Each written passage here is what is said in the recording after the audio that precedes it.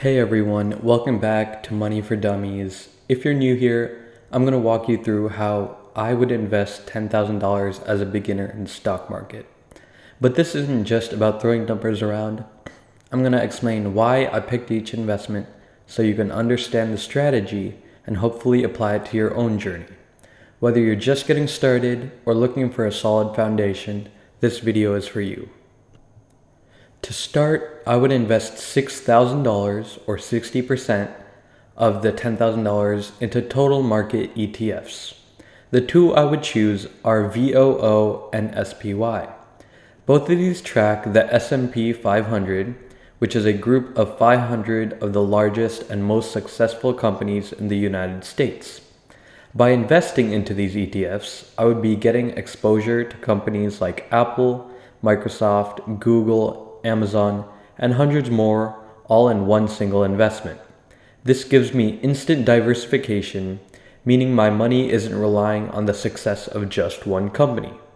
These funds are known for consistent long-term growth. In fact, the S&P 500 has historically returned about 8 to 10% annually.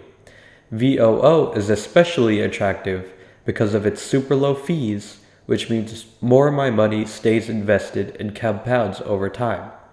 This kind of investing is perfect for beginners. It's passive, it's proven, and it doesn't require you to constantly watch the market. Next, I'd invest $3,000 or 30% of my total into sector-specific ETFs. These focus on specific areas of the economy that I believe will have a strong growth potential over the next decade. The first ETF I would choose is ICLN, which invests in clean energy companies. This includes businesses focused on solar, wind, and other renewable technologies. I believe clean energy is going to be a major theme moving forward, especially with global efforts to reduce carbon emissions. The second ETF I would choose to invest in is XLY, which tracks consumer discretionary companies.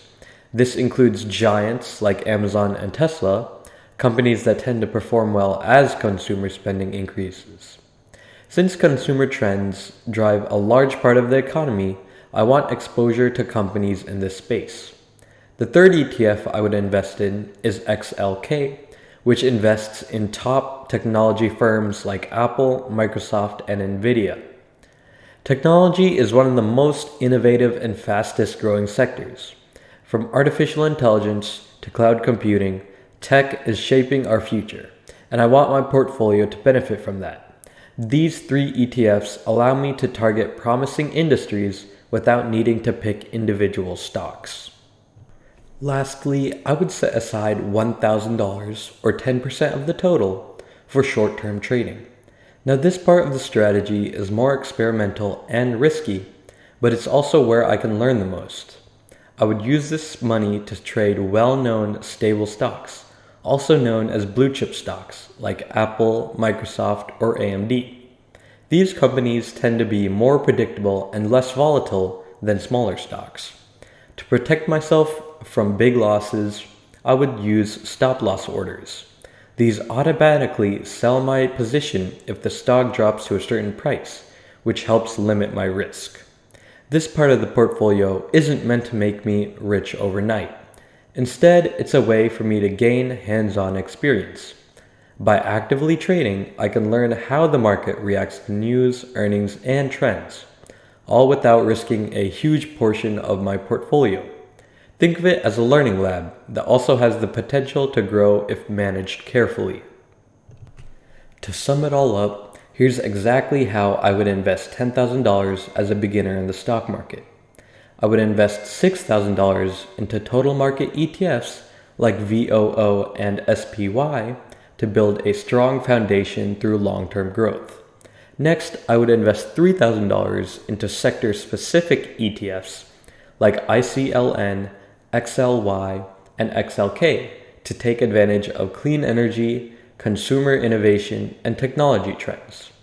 The final $1,000 would be used for short-term trading, and this would be focusing on learning and gaining real-world experience while keeping my risks small. This strategy balances safety, opportunity, and personal growth.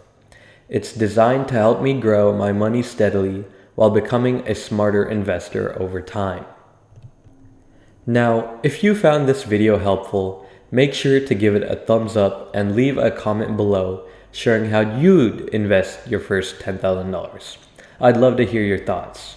And if you're serious about learning to invest and building long-term wealth, don't forget to subscribe to the channel for more beginner-friendly investing tips. Thanks for watching, and I'll see you in the next one.